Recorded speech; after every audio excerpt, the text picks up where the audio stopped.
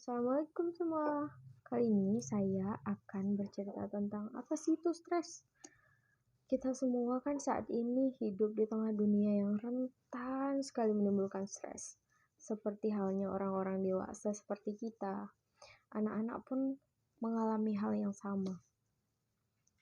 Ada begitu banyak perubahan besar yang sedang terjadi di dunia.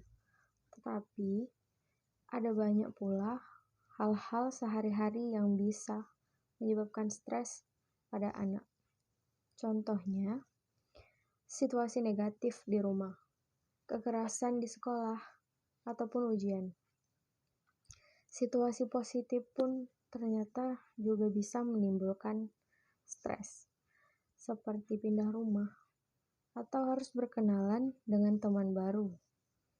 Sebagai orang tua, kita semua bisa membantu anak untuk melalui masa-masa yang berpotensi memicu stres, dengan selalu mewaspadai tanda-tanda stres yang berlebihan.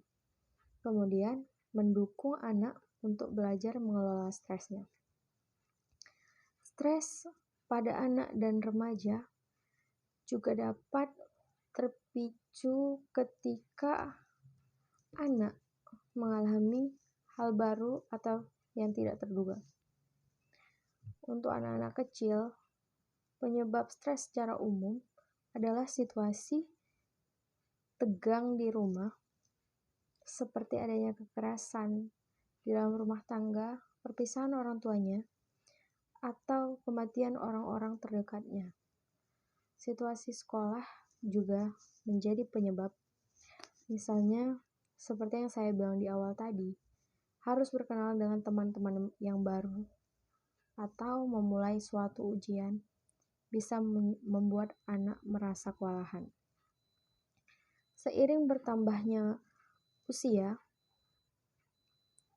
sumber-sumber stres dapat bertambah, mengingat semakin banyak pengalaman seseorang, lingkar pergaulan meluas, tugas-tugas sekolah lebih banyak, dan akses ke media pun lebih besar lagi. Banyak remaja dibuat stres oleh isu-isu di media sosial seperti perubahan iklim dan diskriminasi. Kita harus ingat, anak-anak ibarat spons dan akan mudah menyerap hal-hal yang ada di sekitar mereka. Mereka tahu jika orang tuanya mengalami stres dan dapat bereaksi terhadap suatu kondisi emosional ataupun bentuknya, atau apapun bentuknya. Anak dan remaja mungkin tidak selalu memiliki kosakata yang memadai untuk bisa mengungkapkan dirinya secara utuh. Anak yang lebih muda, karena usia dan tahap perkembangannya, bisa jadi tidak sepenuhnya paham apa yang sebenarnya terjadi. Bagi mereka, situasi baru atau perbedaan terasa aneh, tidak nyaman, tidak bisa ditebak, bahkan menakutkan sekalipun. Lagi-lagi kita bertanya, apa sih stres itu? Apa sebenarnya stres? Stres ternyata adalah perasaan yang umumnya dapat kita rasakan saat berada di bawah tekanan, merasa kewalahan, atau kesulitan menghadapi suatu situasi. Stres dalam batas tertentu bisa berdampak positif dan memotivasi kita untuk mencapai suatu tujuan, seperti mengerjakan tes atau pidato. Namun, stres yang berlebihan, apalagi jika terasa sulit dikendalikan, akan berdampak negatif terhadap suasana hati, kesehatan fisik dan mental kita, dan bisa pula berdampak hingga ke hubungan kita dengan orang lain. apa sebenarnya penyebab stres ini? Pasti kebanyakan kita tuh kan bertanya nih, pasti apa yang menyebabkan kita tuh stres gitu kan. Pengalaman menghadapi stres pada anak tidak selalu sama dengan orang dewasa. Di kalangan orang dewasa seperti kita, stres terkait pekerjaan sangat umum itu terjadi. Namun, bagi anak, stres terjadi ketika mereka tidak bisa menghadapi situasi yang mengandung ancaman, situasi yang sulit, atau situasi yang menyakitkan. Di antara lainnya itu seperti pikiran atau perasaan negatif tentang diri sendiri. Perubahan fisik, misalnya permulaan pubertas, beban belajar, misalnya ulangan atau bertambahnya pekerjaan rumah atau PR tuh. Terus masalah dengan teman di sekolah atau lingkungan sosial mereka. Nah, perubahan besar seperti pindah rumah, pindah sekolah, atau perpisahan orang tua. Penyakit kronis, masalah keuangan di keluarga, atau kematian orang-orang terdekat dan orang tersayang mereka. Situasi rumah atau lingkungan sekitar yang tidak aman. Terus kan orang banyak nih bertanya, tanda dan gejala stres itu apa? Gitu. Tanda dan gejala stres itu ketika mengalami stres, tubuh mengeluarkan hormon seperti adrenalin dan kortisol yang menyiapkan kita untuk mengambil tindakan mendesak. Hal ini dikenal juga dengan respon melawan atau lari. Efeknya terhadap pikiran dan tubuh anak antara lain di gejala fisiknya, napas tersengal-sengal, berkeringat, dan jantung berdegup kencang, sakit kepala, pandangan berputar, sulit untuk tidur, mual, gangguan pencernaan, berat badan naik atau turun karena makan terlalu banyak atau sedikit, rasa sakit dan nyeri, dan lebih sering sakit. Gejala emosional dan mentalnya, mudah kesal dan marah, meledak-ledak, atau menarik diri dari keluarga dan teman-temannya terdekat, mengambil atau mengabaikan tanggung jawabnya, berkurang efisiensi kerjanya, atau sulit berkonsentrasi. Tekanan emosional seperti terus-menerus merasa sedih atau mudah menangis. Gejala-gejala ini yang baru saya bilang tadi seringkali dapat menghasilkan stres yang lebih besar lagi. Penting bagi orang tua untuk membantu anaknya mengetahui cara-cara menghadapi situasi stres agar anak dapat mengatasi stres secara dan segera setelah timbul. Jenis-jenis stres. Jenis stres juga ternyata ada loh teman-teman. Stres yang pertama itu adalah distress atau stres negatif. Stres negatif atau distress ini yaitu hasil dari respon terhadap stres yang bersifat tidak sehat atau negatif dan destruktif atau bersifat merusak. Hal tersebut termasuk konsekuensi individu dan juga organisasi seperti penyakit kardiovaskular dan tingkat ketidakhadiran atau absenteeism yang tinggi, yang diasosiasikan dengan keadaan sakit, penurunan, dan kematian. Distres merupakan jenis stres yang diakibatkan oleh hal-hal yang tidak menyenangkan. Sebagai contohnya pertengkaran, kematian, pasangan hidup, dan lain-lain. Yang berikutnya ada eustress atau stres positif. Nah, eustress ini stres yang sangat berguna lantaran dapat membuat tubuh menjadi lebih waspada. Eustress ini membuat tubuh dan pikiran menjadi siap untuk menghadapi banyak tantangan. Bahkan bisa juga tanpa disadari, tipe stres yang ini dapat membantu memberikan kekuatan dan menentukan keputusan. Contohnya, membantu memberi kekuatan dan menentukan sosial untuk masalah.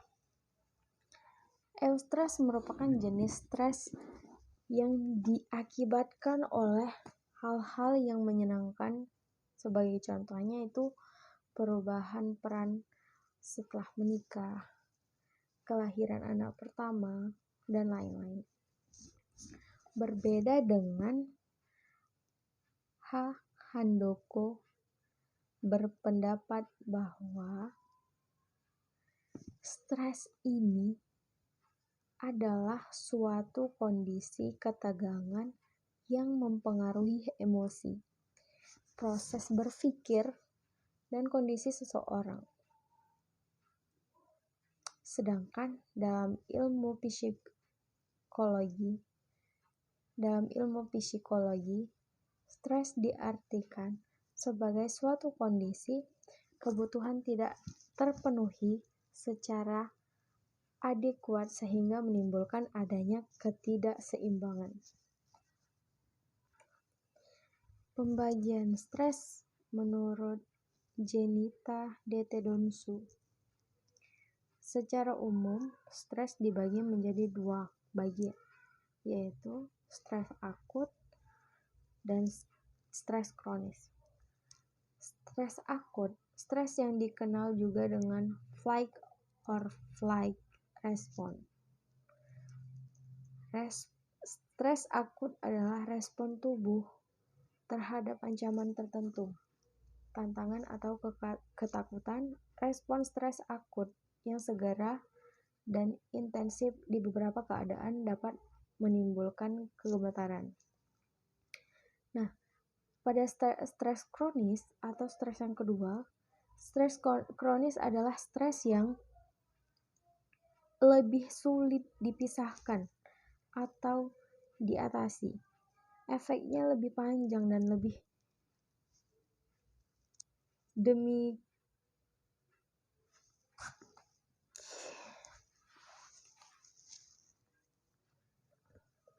Di sini saya akan mencoba membagi tips untuk membantu anak menghadapi kondisi stres.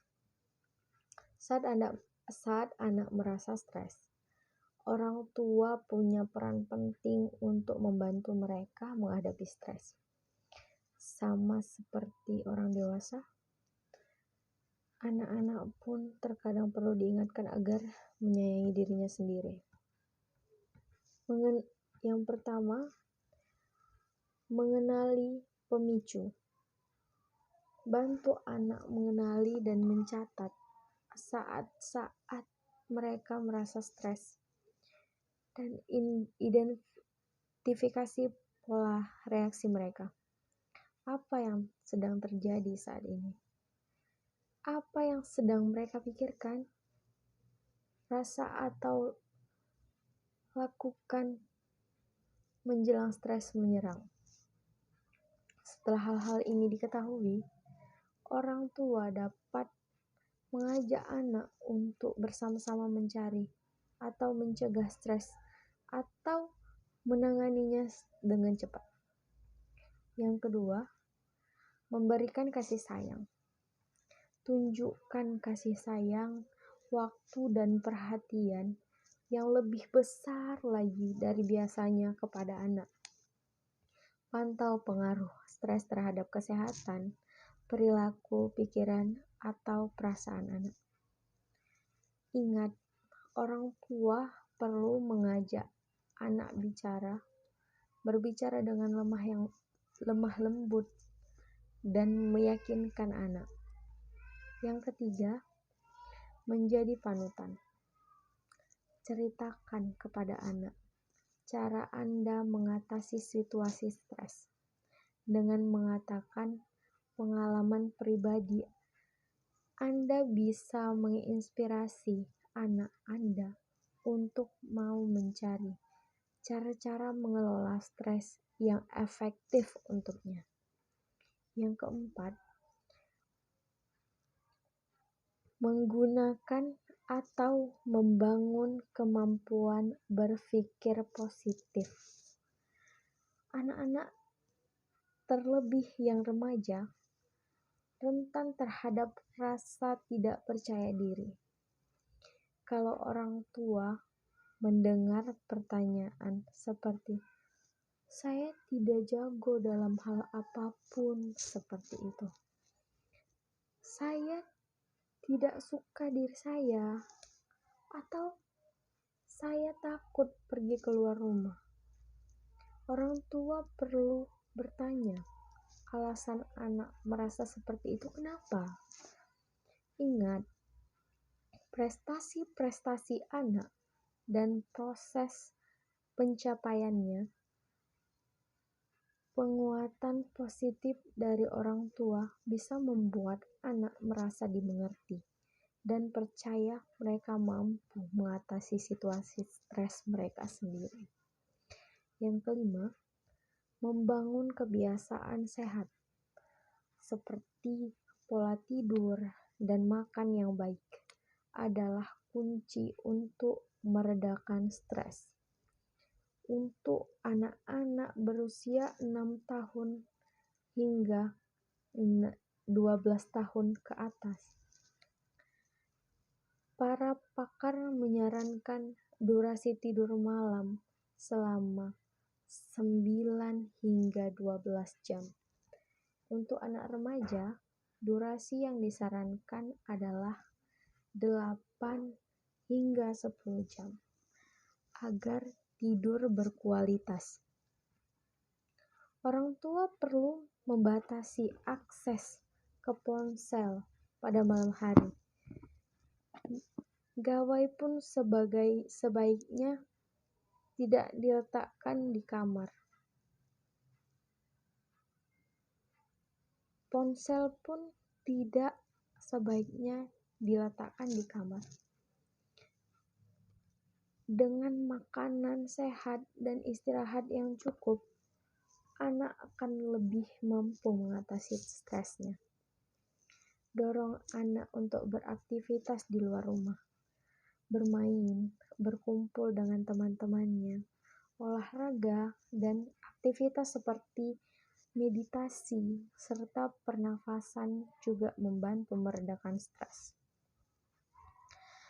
Bernafas dengan otot perut mampu membuat kita tenang dan membantu paru-paru mendapatkan lebih banyak lagi oksigen.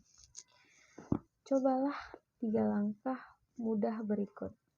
Letakkan kedua tangan di atas perut. Tarik nafas dalam-dalam sebanyak 5 kali. Hitung sampai 5 setiap kali menarik nafas dan menghembuskan nafas. Tarik nafas melalui hidung dan hembuskan melalui mulut seperti ini. Ceritakan kepada anak saat menarik nafas, ia sedang mengisi perutnya dengan udara seperti kita meniup balon. Sementara itu, saat menghembuskan nafas, anak seperti sedang mengeluarkan udara dari balon secara perlahan. Sama seperti orang dewasa, anak pun terkadang perlu diingatkan agar menyayangi dirinya sendiri. Stres adalah pengalaman yang manusiawi, teman-teman semua. Seiring waktu dan dengan beberapa teknik sederhana, stres bisa kok diatasi. Kapan bantuan tenaga profesional dibutuhkan saat stres gitu? Jika anak Anda merasa kesulitan mengelola stres, mungkin ini saatnya menemui ahli yang terlatih. Anda bisa meminta saran dari dokter atau konselor. Mereka akan dapat merekomendasikan penanganan yang tepat. Misalnya menemui psikolog yang memang dapat membantu orang lain mengelola stres serta memiliki kebiasaan yang positif bagi kesehatan mental.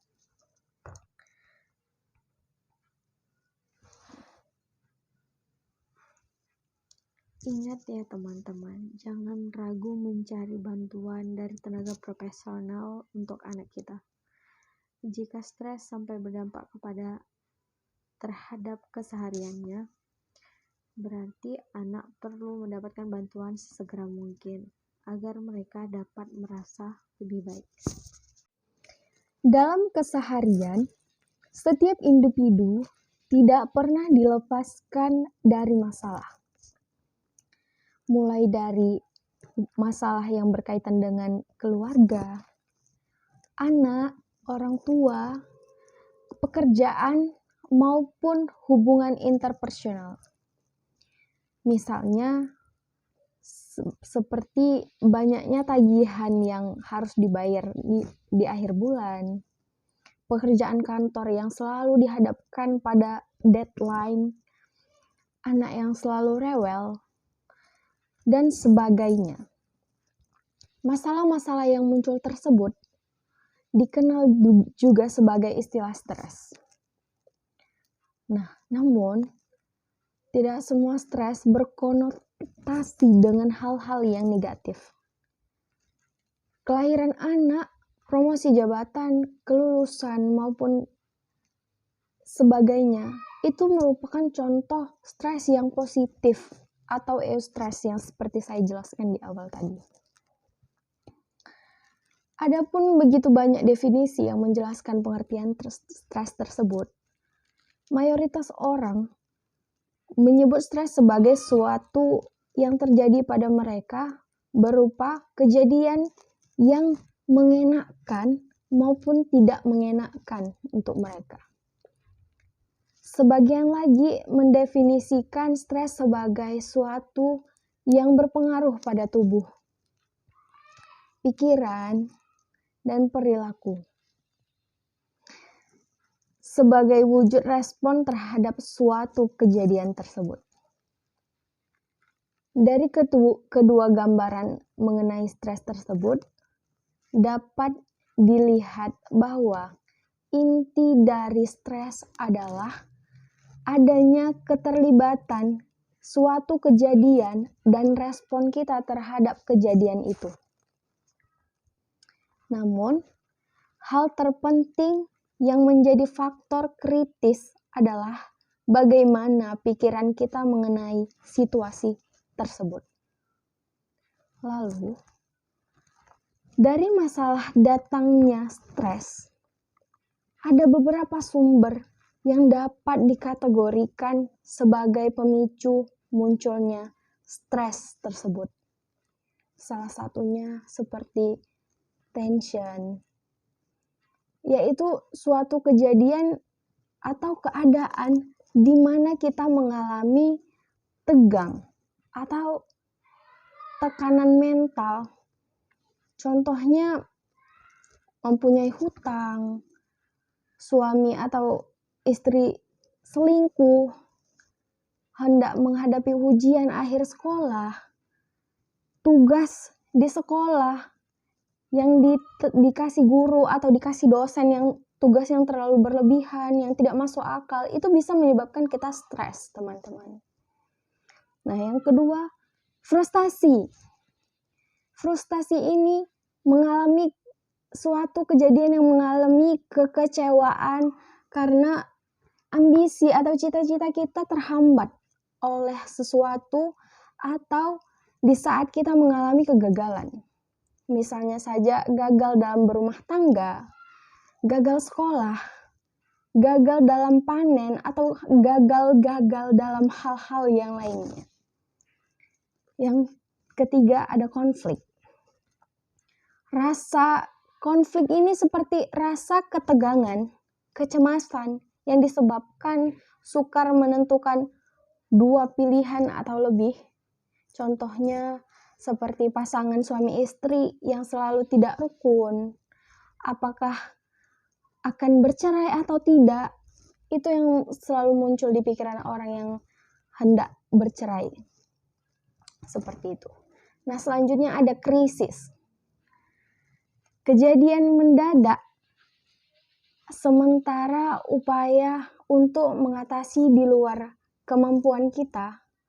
Sebagai contohnya terjadinya bencana alam, kematian seseorang yang kita sayangi dan kita cintai. Itu bisa menyebabkan stres, teman-teman. Nah, berbicara tentang stres. Lagi-lagi kita berbicara tentang stres. Terkadang stres ini menimbulkan pertanyaan, apa sih? Apakah stres itu baik? Gitu. Apakah stres itu menyehatkan? Jawabannya bisa iya, bisa juga tidak, teman-teman. Mengapa? Mengapa demikian seperti itu?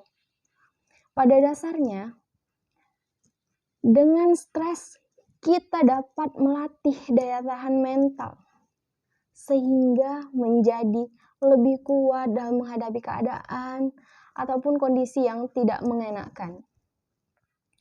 Namun, apabila stres dibiarkan berlanjut, maka kehidupan kita sehari-hari dapat terganggu karena stres tersebut. Nah, ketika dihadapkan dalam situasi yang menekan atau stres, secara otomatis kita akan melakukan proses evaluasi dengan mempergunakan kapasitas mental kita. Mulai dari keputusan untuk menyebut situasi tersebut menakutkan ataukah tidak, bagaimana proses penyelesaiannya, dan kemampuan apa yang dapat kita gunakan seperti itu. Nah, jika kita melihat situasi itu lebih berat dibanding dengan kemampuan menyelesaikan penyelesaian yang kita miliki seperti itu kan, maka dapat dikatakan keadaan ini stressful dan memunculkan reaksi berupa respon terhadap stres. Nah, sebaliknya, bila kita merasakan mampu untuk menyelesaikan masalah tersebut, maka penilaian kita terhadap situasi tersebut bukan sebagai situasi yang stressful. Nah, adanya stres ini, teman-teman, akan membawa efek tersendiri bagi individu yang mengalaminya. Baik efek fisik, atau misalnya sakit kepala, serangan jantung, dan sebagainya, maupun efek psikologis. Efek fisik, misalnya saja menderita sakit kepala, kram perut, atau bahkan terkena serangan jantung mendadak bagi sebagian individu. Nah, sementara efek psikologis yang dapat dimunculkan dari stres antara lain ada rasa sedih yang berkepanjangan, menangis setiap hari, seringkali terlihat marah, melamun, dan sebagainya. Berat ringannya efek yang ditimbulkan dari stres ini sangat tergantung pada kemampuan individu untuk melakukan kontrol atau atas kehidupannya, yakni sebagai salah satu fondasi dasar dalam konsep manajemen stres tersebut. Nah, manajemen stres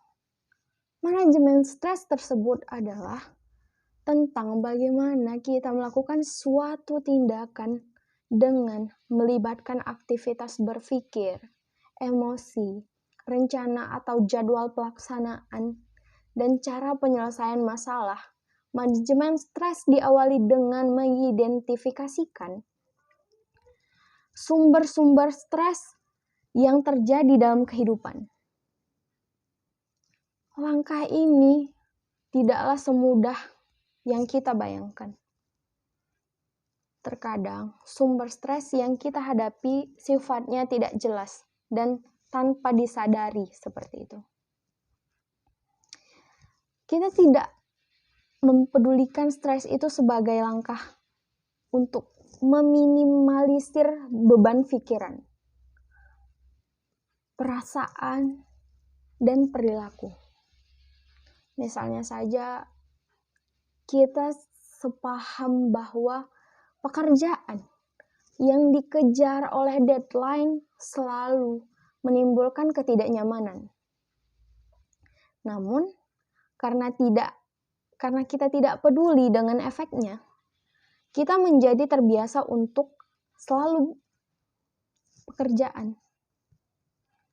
Nah, langkah selanjutnya dari manajemen stres adalah memilih strategi penyelesaian masalah efektif. Secara umum, ada dua cara, yakni yang pertama, mengubah situasi atau hindari sumber masalah. Dan yang kedua, mengubah reaksi kita terhadap sumber stres tersebut. Jika melihat cara pertama, yaitu mengubah situasi, tidak semua hal dapat kita ubah seperti yang kita inginkan, bukan? Misalnya saja terjadinya bencana, kematian, dan sebagainya. Tentu hal-hal semacam ini membutuhkan sikap yang lebih adaptif. Cara mengubah situasi lebih tepat untuk sumber stres yang bisa kita cegah. Contohnya, jika beberapa hari lagi kita akan menghadapi ujian, langkah paling tepat untuk menghindari stres adalah dengan menyiapkan fisik dan mental kita jauh-jauh hari agar ketika mendekati hari ujian, kita akan lebih bersiap diri, bersiap mental, seperti itu. Nah, cara yang kedua untuk menghadapi sumber stres adalah mengubah reaksi kita ketika mudah untuk melihat nilai-nilai positif dari hal buruk yang dialami. Namun, terkadang ketika kita berusaha menerima situasi-situasi yang tidak menyenangkan, yang tidak dapat diubah, sebenarnya hal tersebut adalah langkah awal untuk bisa melihat sisi positif dari apa yang kita alami. Selanjutnya adalah menurunkan standar pribadi. Tanpa disadari, kita menciptakan level-level tertentu yang ingin dicapai. Tidak ada yang salah dengan hal tersebut, teman-teman. Namun, ketika kita justru merasa terbebani dan tidak nyaman, ada baiknya jika kita memulai berdamai dengan kondisi yang ada, serta melihat kembali apa yang ingin dicapai dalam hidup ini. Kata-kata "aku harus" atau "tidak boleh" mungkin dapat kita ubah dengan kata-kata yang lebih baik. Misalnya, "aku akan berusaha, dan bila hasilnya belum sesuai dengan yang aku harapkan, maka aku akan mencobanya lagi." Seperti itu. Nah, manajemen stres lainnya apa? Manajemen stres lainnya adalah melakukan aktivitas yang menyenangkan. Aktivitas tersebut bisa berkaitan dengan hobi, atau melakukan sesuatu bersama orang-orang yang kita sayangi, yang kita cintai. Misalnya saja jalan-jalan ke tempat favorit, mengunjungi tempat-tempat yang baru, dan sebagainya. Selain itu, membiasakan gaya hidup yang lebih sehat juga merupakan cara efektif agar kita dapat bertahan dari stres. Langkah mudahnya adalah melakukan olahraga ringan secara teratur, menjaga asupan makanan bergizi, menghindari alkohol, merokok, menghindari rokok, dan obat-obatan terlarang, serta mengurangi kandungan gula dan kafein.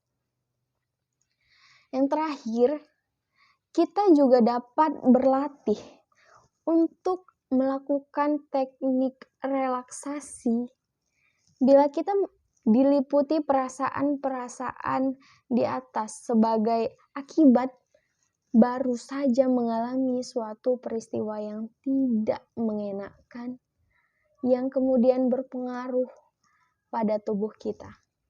Misalnya menjadi cepat lelah, perut mual, badan gemetar, dan sebagainya. Hal tersebut adalah wajar. Nah, selanjutnya, kita menyadari adanya perasaan-perasaan dan efeknya terhadap tubuh kita. Langkah kita selanjutnya adalah berupaya untuk merelaksasikan atau menenangkannya, untuk menenangkan diri kita. Nah, langkah ini disebut sebagai relaksasi. Relaksasi berguna untuk apa sih? Gitu kan, teman-teman. Relaksasi berguna untuk menurunkan denyut nadi dan tekanan darah, juga mengurangi keringat, serta mengatur nafas. Relaksasi misalnya dapat digunakan ketika otot terasa tegang, diliputi kecemasan, sulit tidur, kelelahan, kram otot, nyeri pada leher dan punggung, juga tekanan darah tinggi. Relaksasi sendiri dapat dilakukan sebagai kebutuhan masing-masing dalam sehari-hari. Misalnya dapat diterapkan 2 kali sehari selama kurang lebih 15 menit. Nah, tiap orang dapat melakukannya sendiri tanpa bantuan tenaga orang lain, seperti itu. Kuncinya adalah merasakan ketegangan tubuh, kemudian membuatnya rileks atau tenang. Bagaimana caranya? Nah, langkah pertama adalah mencari posisi yang nyaman bagi tubuh kita. Bisa dengan berbaring atau duduk di kursi yang dengan kepala ditopang seperti itu, atau otot-otot ditegangkan selama 5-7 detik, dan direlaksasikan 12 hingga 15 detik sekali. Nah, bila otot masih tegang, ulangi hingga 5 kali ya teman-teman.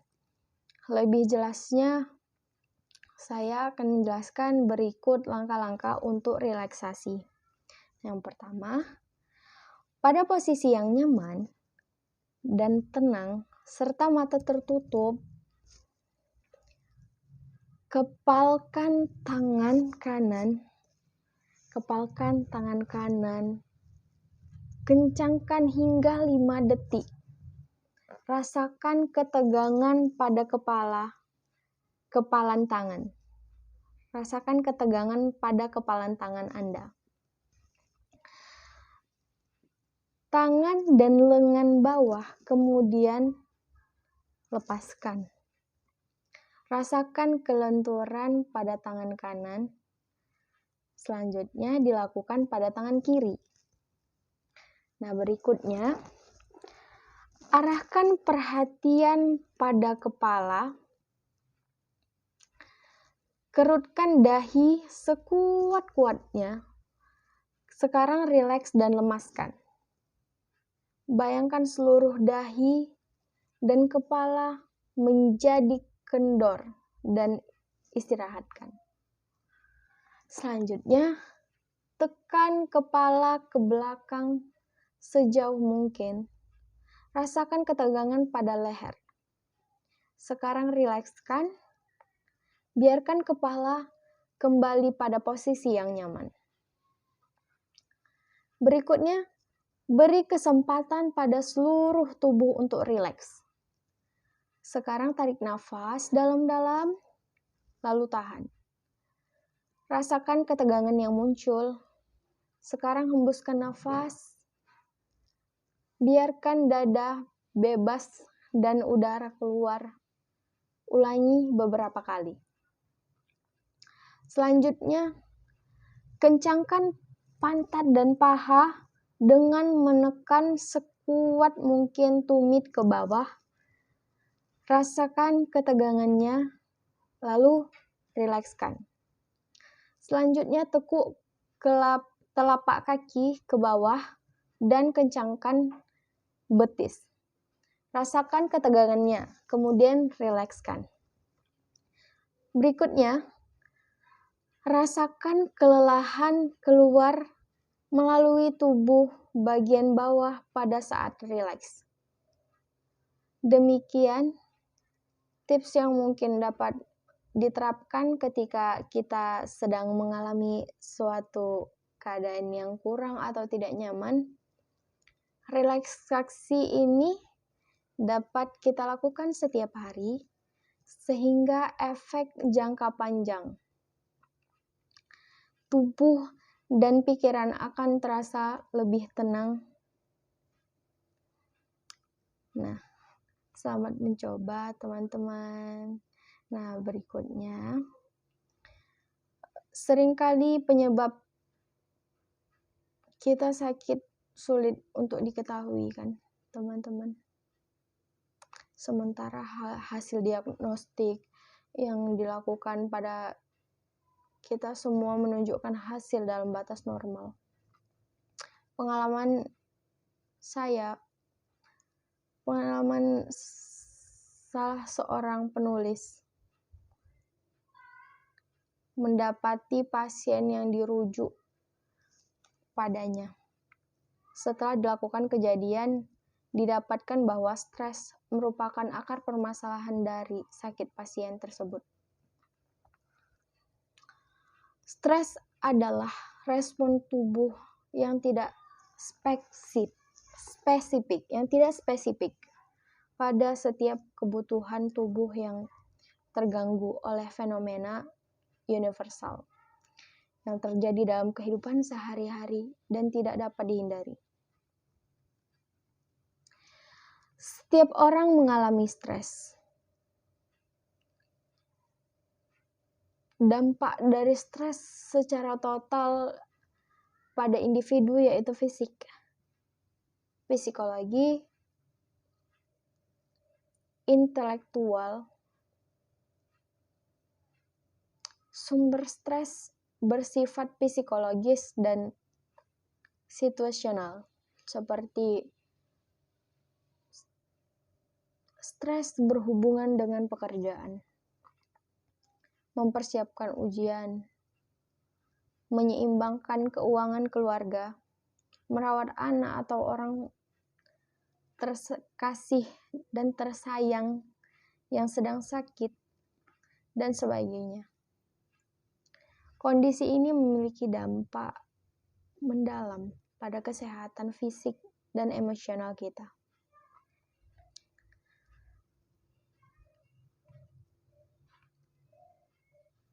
Langkah atau lingkungan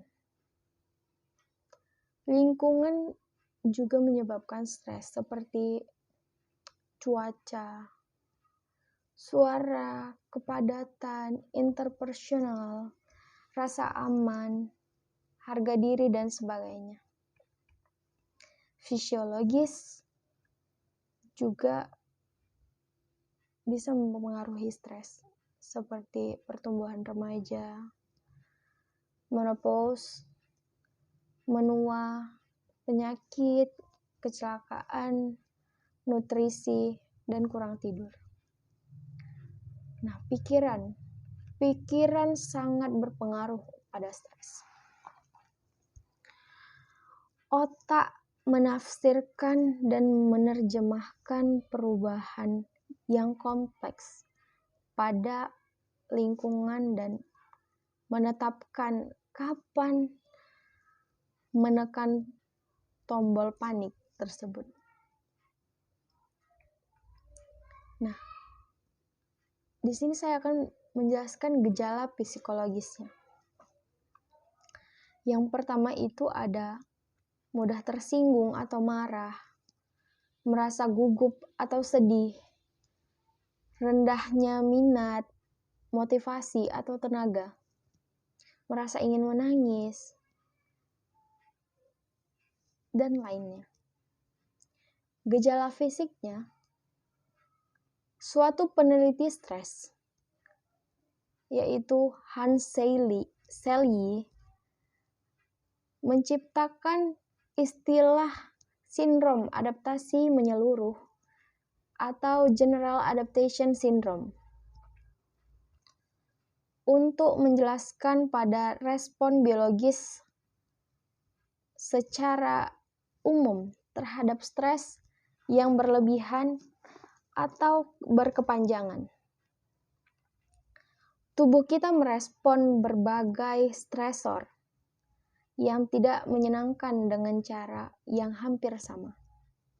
Bagaimana sistem alam yang tidak akan mati sampai energinya habis?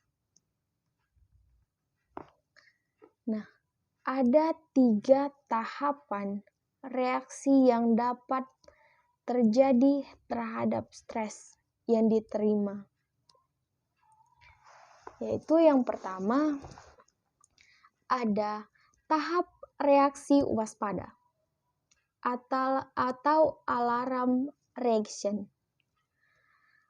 Pertahanan pertama tubuh terhadap stresor yang mengancam adalah menggerakkan tubuh untuk bersikap menghadapi tantangan. Tubuh bereaksi dengan respon kompleks yang terintegrasi yang melibatkan aktivitas sistem saraf simpatis yang meningkatkan stimulasi tubuh dan memicu pelepasan hormon stres oleh sistem endokrin. Perubahan kondisi tubuh karena stres yang berhubungan dengan reaksi waspada adalah pelepasan kortikosteroid berfungsi untuk meningkatkan ketahanan tubuh terhadap stres. Membantu perkembangan otot, memicu hati untuk melepaskan gula yang memberi energi untuk menghadapi stresor yang mengancam atau situasi darurat. Juga membantu tubuh mempertahankan diri dari reaksi alergi atau inflamasi. Nah, berikutnya pelepasan epinefrin dan norepinefrin berfungsi untuk menggerakkan tubuh menghadapi stresor dengan meningkatkan kerja jantung dan menstimulasi hati untuk melepaskan cadangan glukosa. Berikutnya, peningkatan kerja jantung, sistem pernafasan, dan tekanan darah. Darah mengalir dari organ dalam menuju otot skeletal atau otot rangka tubuh. Pencernaan terhambat, pelepasan gula oleh hati, kemungkinan terjadinya pengumpulan darah meningkat. Begitu stresor hilang, tubuh akan kembali normal.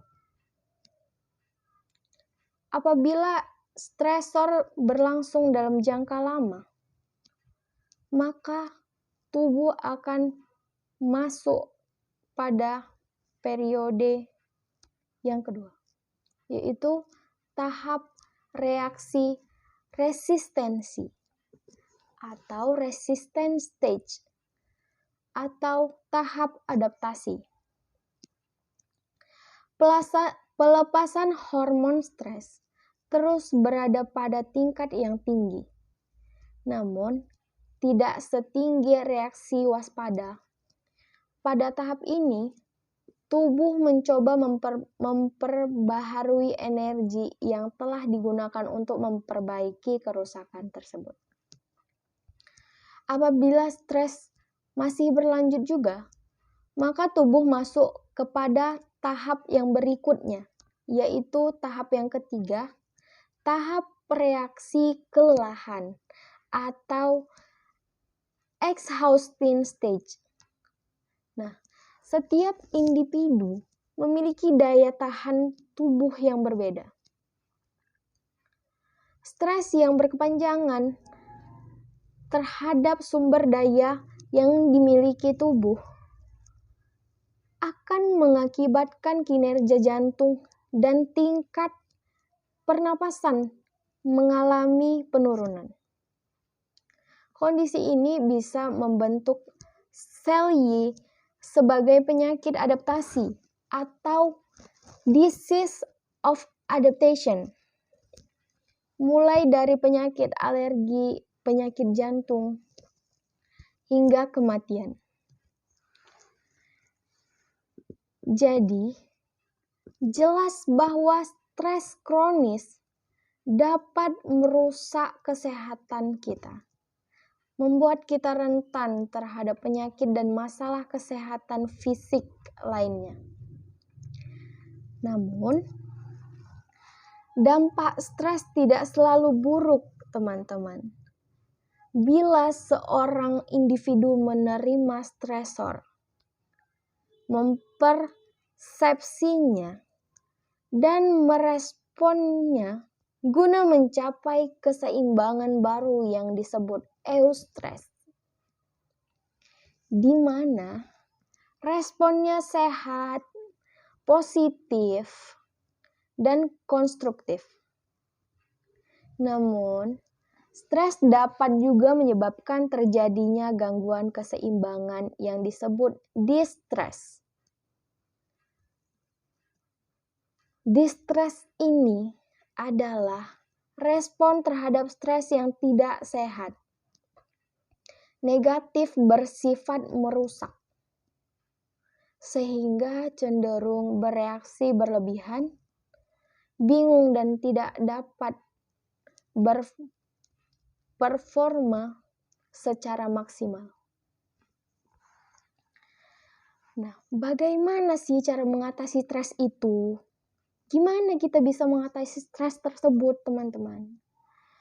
Kita bisa mengatasi stres tersebut dengan berpura-pura masalah itu tidak ada. Adalah bentuk penyangkalan. Penyangkalan adalah contoh coping yang berfokus pada emosi. Misalnya, melakukan cara-cara yang dapat dengan segera mengurangi dampak stresor tersebut. Seperti menyangkal tentang keberadaan stresor, berhayal, dan sebagainya. Kondisi ini dapat berdampak buruk pada kesehatan teman-teman, karena membuat individu menghindari, tidak mematuhi, dan bersifat irasional namun secara emosional. Apabila ini terjadi, maka yang harus kita lakukan adalah melakukan coping yang berfokus pada pemecahan masalah, berupa strategi untuk menghadapi sumber stres secara langsung. Melakukan apapun untuk mengubah stresor atau memodifikasi reaksi sehingga berdampak stresor berkurang. Lalu, harapan akan self-efficacy atau self-efficacy expectative, yaitu harapan akan kemampuan kita dalam mengatasi suatu masalah atau tantangan yang individu hadapi, di mana hal ini akan membawa keterampilan dan perubahan positif dalam hidup. Rasa percaya diri akan menurunkan hormon stres, seperti keyakinan mendapatkan nilai yang baik, akan mengurangi tingkat stres juga. Nah, lalu ketahanan psikologis atau physiological hardiness. Orang yang kuat secara psikologis menganggap stresor yang dihadapi sebagai hal yang membuat hidup mereka lebih baik atau lebih menarik dan lebih menantang, bukan sebagai hal yang membebani atau tekanan atau tertekan seperti itu. Rasa memiliki kendali adalah faktor yang utama dalam ketahanan psikologis kita. Sikap yang dibutuhkan di sini apa untuk menghadapi stres ini? Nah, sikap yang kita butuhkan di sini adalah komitmen atau percaya pada apa yang kita lakukan.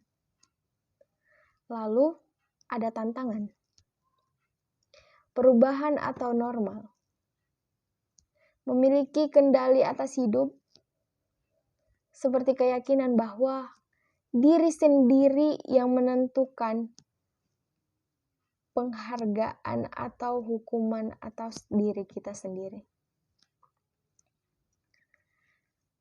Nah, optimis